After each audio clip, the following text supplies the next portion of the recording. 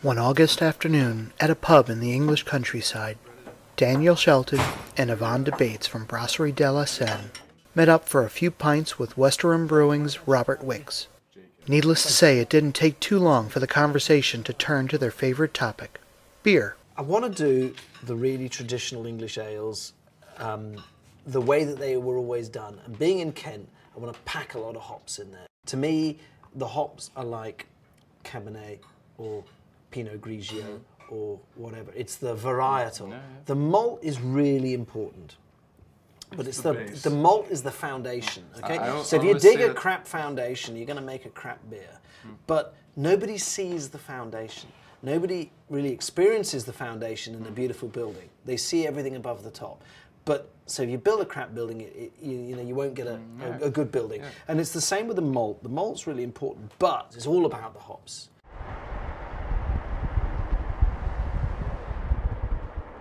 Since it's all about the hops, they're headed off to visit hop farmer Ian Strang. Strang's farm is located on Scotney Castle Estate, which is owned by the National Trust. Hops have been farmed on the estate for centuries. So this is kind of typical of the big parkland that you'd get with a big country house. Open fields. Ian keeps his sheep organically here. Makes fantastic lamb burgers.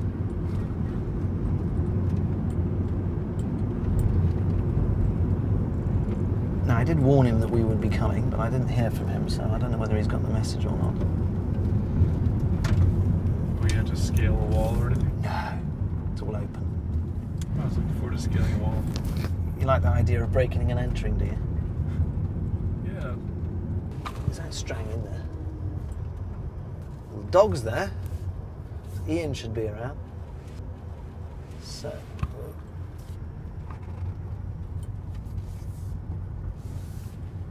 One Mr. Strang, there he is. He's trying to get his tractor running, ready for the hop season. The British hop industry has seriously declined in recent years. There were once over 72,000 acres of hops planted in England. Now it is down to under 5,000 acres. So Ian, how many pockets last year? Oh, I don't know. 108. Yeah, not a good crop. We're not going to get a very heavy crop from this year either.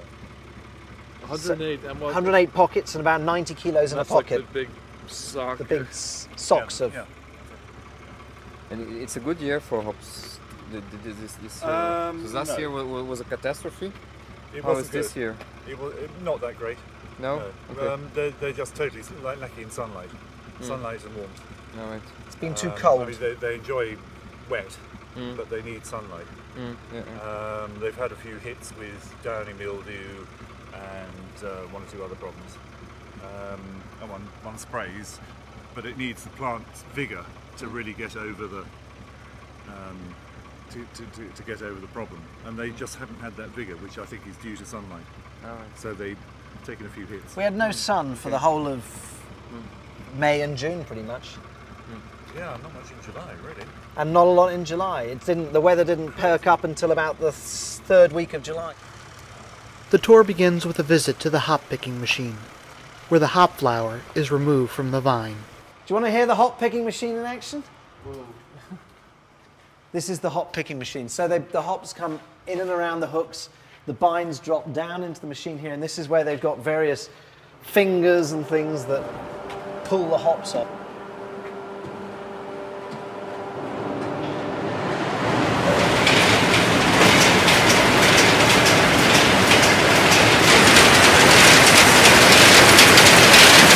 It's much more fun when there's hops in it. Oh yeah.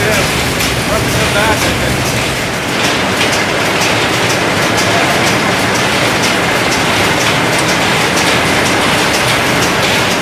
Next stop, the Oast House, a building designed to dry hops.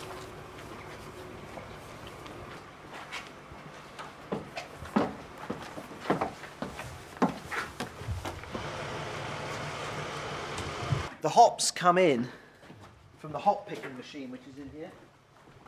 And then when the hops come, they come in up this chute and they're collected in what's called a poke. That's what a poke is, and they lay the pokes out on these things here. And because they're green, they develop quite a lot of heat. That's why it's all aerated here, and that's why the bags are open like that. And then they carry the pokes in by hand, and they lay them out in the hop oast to dry.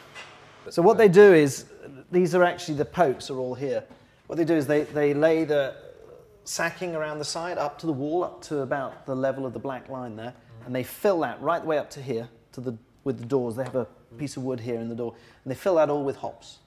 And then they blow hot air through from underneath, and that's up the cone to the vent outside. Now what's going to interest you, do you see the name there? Do you see that name on that bag? C.P. Fuggle. This farm used to be farmed by the Fuggle family. Wow. Okay? So that was a good memory. I said 108 pockets. That's what they produced last year. 175 the year before. So you can see the variations. It's a huge variation. Well, it's gone down, obviously, because of the reduction in the acreage. So there's Ian, Little Scotney Farm. That's a view over the hop fields. That's one of the biggest area of hop garden you'll see in the UK. There's about a penny of hops in a bottle of beer. 1 penny. Out of a beer that retails for £2. So less than 0.5% of the retail value is the hops. And yet, what is the single most important thing? What's the thing we've been talking all day about? Is the hops. That barn that you can see over the far side there, straight ahead, with a long thing running across the top of the roof, that was a brand new hop drying, modern hop drying thing. It was used for about 2 years. Now it's been turned into offices.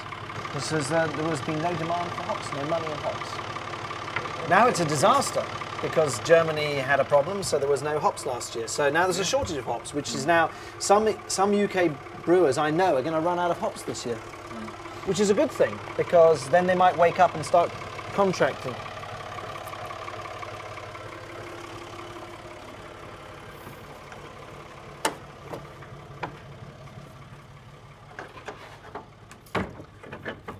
So when the hops have been dried, they then drag the dried hops out of the oast, and they're laid on the floor here for a short time to cool down, directly on the floor here.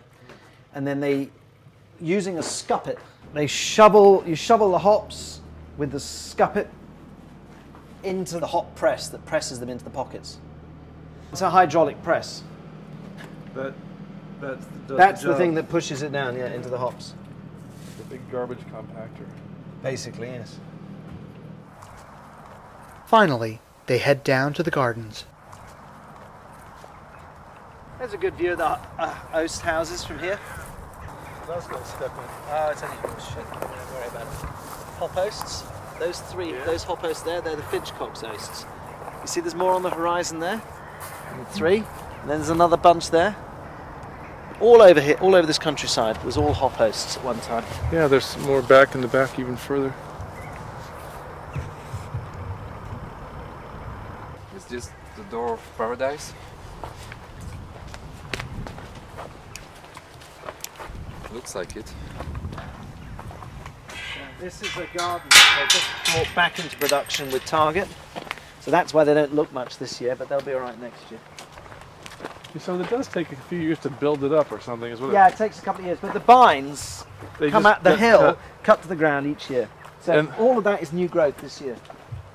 So they require a lot of vegetative growth. And the key is how do you train the hops?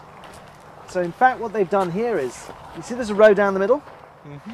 They used to have hops from here to there, and from here to there, like this, and they might have had 4 strings, and then from this hill here, 4 strings. But what he's doing now is he's only growing 2 strings, and he's only growing the pole rows. You'll see in the other garden, he's growing the rows between them. That's to get lots of light, lots of air between these, because we want to grow these he wants to grow these organically. I say we, but I should really say he, because we want to grow them organically.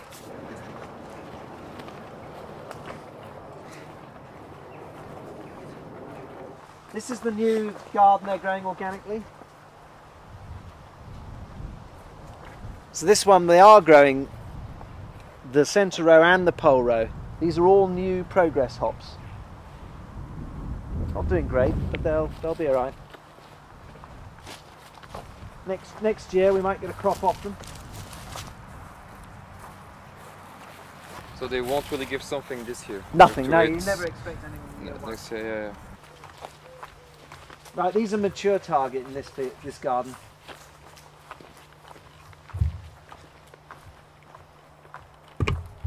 You can see the flowers are bigger, but they're still quite small. They'll get much bigger than that, obviously. But you can see the flowers just beginning to form. Yeah, yeah. Some bigger ones here. You can start to get the smell of what it smells like when they're...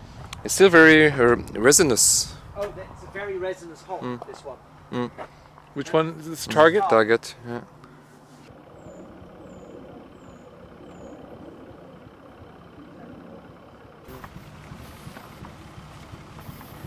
We can shoot with those hops actually. The bitterness is not very intense yet.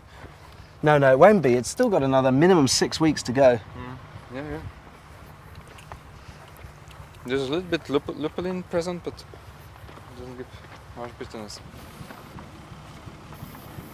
It's true what they say that Kent is like London's garden. It's really so The Garden of England, we call it. beautiful everywhere. So nice. It's my first time in Kent. I always wanted to come here actually.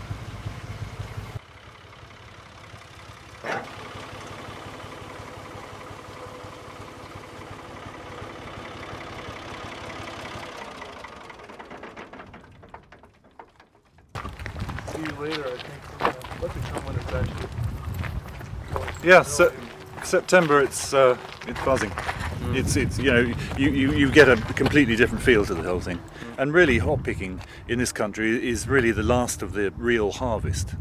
You know where you have a gang of people on the farm. It's all by hand. Yeah, well, and tractors and machinery with the hop picking machine. But it's the only real harvest left to my mind, where everybody has to sort of work as a team, and it's very much a joint effort. Yeah, it's quite involved. How long does it take to pull it all in? Oh, we'll only be going for a week now. We used to pick for about 3 weeks, but that got a bit gruesome. Are you growing as many now as you have ever, or is it No, been cut back? I used to grow about 32 acres, and now we're just down to 17. Well, I'm planting up, obviously, the young ones, and hopefully they'll come to fruition next year.